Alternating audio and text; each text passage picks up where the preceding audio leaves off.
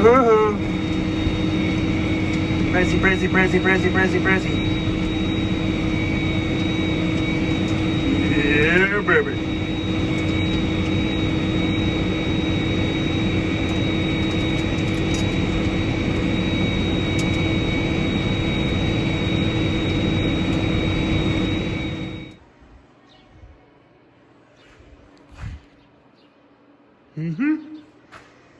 Piper Doug, why is the door open? It's been minus a million. Well, yeah, it was minus 44. Look at that. We've been at plus 4 already. So yeah, crazy, crazy weather. But you won't see an update on that, because that's got shelved while I was fighting with the water troughs, which I'm still fighting with. But most of the parts have all come in for it now. So I will be getting going on that. I'm going to be starting to cab here fairly shortly. So yeah, hopefully I'll be spending more time in the workshop then. Job that I've been putting off for a while, fixing up bale ring feeders. So yeah, this one had this piece all the way around to there missing, and it was all twisted. So I have a bunch of old part bale ring feeders, so I cut it off, scabbed it in here, got to put in some new laterals. But I digress. As you'll have seen from the introduction, we've made some purchases for the new phase of the farming, and I will show you that. Yeah, so here's the first little investment. So yeah, this came up on our local personal ads farm selling agriculture thing online. And so yeah, this came up as hasn't been used for pretty well a decade. It's been parked. The seller just basically said, don't know if it works or not, taking a chance on it. 650 bucks. Could not pass it up. PTO's still in fairly good shape, but if you'll notice, all the bands are straight. And farmers, you'll know what that means. All the bands are straight, and the flighting on the feed drum is smooth, still has fingers. And then if you look at the actual feed drum to the chopper, look at all the teeth. They're all pretty well still there. There's the odd one, but for a chopper, like this is a 1971 chopper. So yeah, that's incredible. So yeah, I pretty much know it's going to need all bearings, like all of them. But those are the least expensive part of the chopper. Like, I'll do the bearings in the pickup that work the timing. We'll definitely be doing the bearings on all of this stuff. The cutter bars inside the drum, they're in fairly good shape. In there, like you'll see nicks like there. But if people who know choppers, that's nothing. But, so yeah, might be able to just go do with a grind on those, but we'll see. I'll need to put spout motors on it. Need some welding up there. Almost a brand new tire over here. So yeah, big shout out to Wayne. I'm not going to say where Wayne is from because, well, just for privacy. But you know who you are if you're listening, or watching, should I say. So yeah, there you go. So yeah, we're still doing corn silage for this year, but I'm not worried about that because I'll rebuild this next year. Because we might be doing a millet, sorghum mix, some kind. A little bit cheaper to grow than corn, and probably more effective, I think, because there's a lot of wastage with corn silage, like standing grazing corn. So yeah, there you go. Here's an oldie for anybody that's from this area, Sperry, New Holland. So yeah, I'll take you and show you the next one. It's a little bit bigger. What? Oh, you never you mind. Oh yeah. That's Michael, everybody. Michael's part wolf, border collie, black lab, and husky, apparently, we were told. If you can tell by the eyes. What are you doing? What are you doing? Yeah, you scare all the bad people away. That's right. Yeah. Yeah, he's a killer. He actually will kill a lot of things. Oh, yeah. Anyway, take you to the next thing.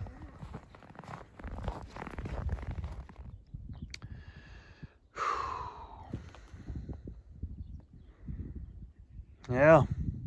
Bought myself a D6 cat.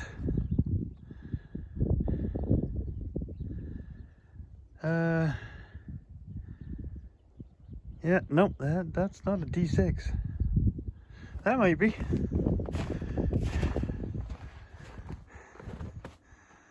Yeah, so there you go. Got myself some horsepower with a very large blade attached to it.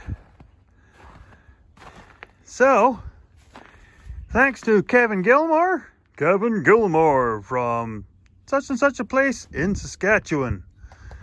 Yeah, I was trying to do a deal on a tractor, one of my favorite tractors that was down in Nebraska, the US, for those in Europe.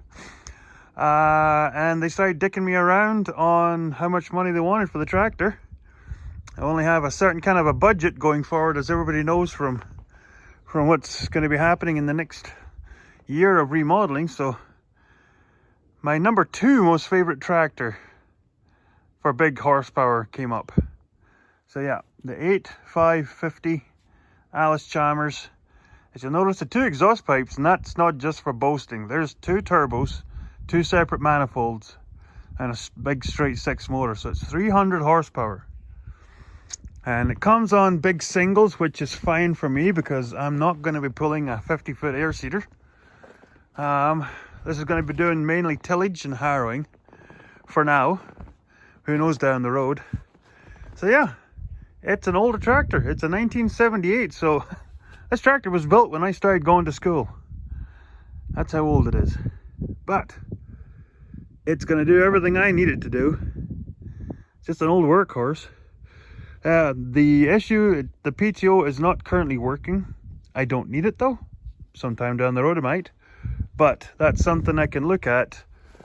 Because once we've got our hay all in and all of that jazz done, I can pretty well park this and then figure out what I want to do with it. So probably we'll end up restoring it, because I really, really like these tractors, and there's not many of them around anymore. They're getting rarer. Whether I keep this, I don't know. It's kind of handy having it on there for ballast weight, because if you're pulling on the back end, it's kind of nice having this holding the front end down too. You know, though, that's a big honking motor.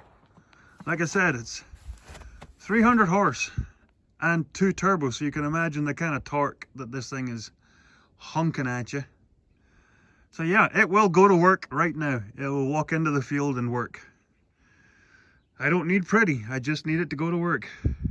But pretty can come later. So, like I said, it's 300 horsepower. And I'll put it this way. The blue tractor are the tracks that I've been driving with the air seeder and whatnot. It cost $650 per horsepower to buy it secondhand. It was secondhand when we got it, and we had issues with it. This is 300 horsepower, and it cost us,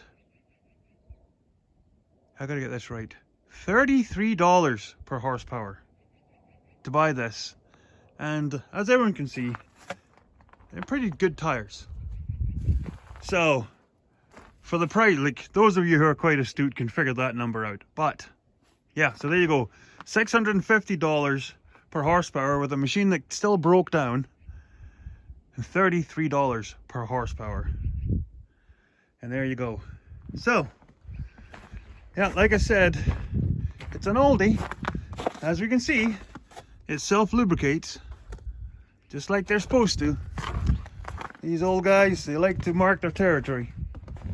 So yeah, I gotta have a bit of a learning curve with this to figure it all out. There's a lot of nuances on the gearbox and how everything happens. Oh yeah, you might have noticed this. So this is the old auger tractor from the big farm. Something apparently has gone wrong in the motor. I'm not entirely sure about it. My brother had it up at a shop and they said it was going to cost $6,000 to do an engine job on it. So we figured at that point it's not worth it. Probably scrap. Nobody was wanting to buy it as a project, so I figured, well, I'm going to take it home then. So it runs. It is parked. All the panels and whatnot are at the other shop, which will be coming here. The nice thing about these tractors, they have dual PTO. I had put LEDs on this tractor.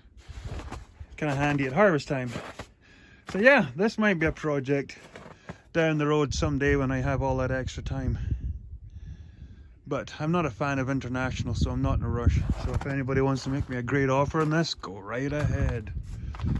It's one of these 766s. It's old and tired. There's no two ways about it. But it's, like I said, it's cheap horsepower. Like, it'll run an auger, it'll do all that stuff. But like I said, here we are, the big kahuna. Still don't have a name for him, but like I said, this is going to be very helpful. And like I said, thanks to the Gilmore family. You know who you are. Very cool tractor. Even threw in all of the shop books. Like, there's a stack about 6 inches thick of shop books that came for this. So there's like every nut and bolt, every part of this tractor is in these books. And a spare air filter too, so you can have a clean one on standby. So like I said, it's not the prettiest tractor, but boy does it have character. Yeah, so yeah, this is this and the I might be able to do this. There you go, the chopper.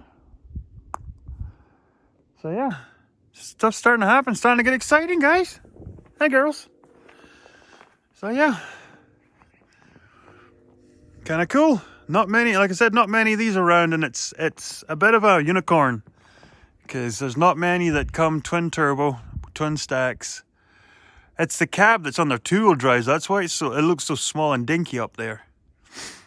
But it's very cool nonetheless. I'm stoked, as you might be able to tell by my exuberance. Like, these are cool, like good rubber, like.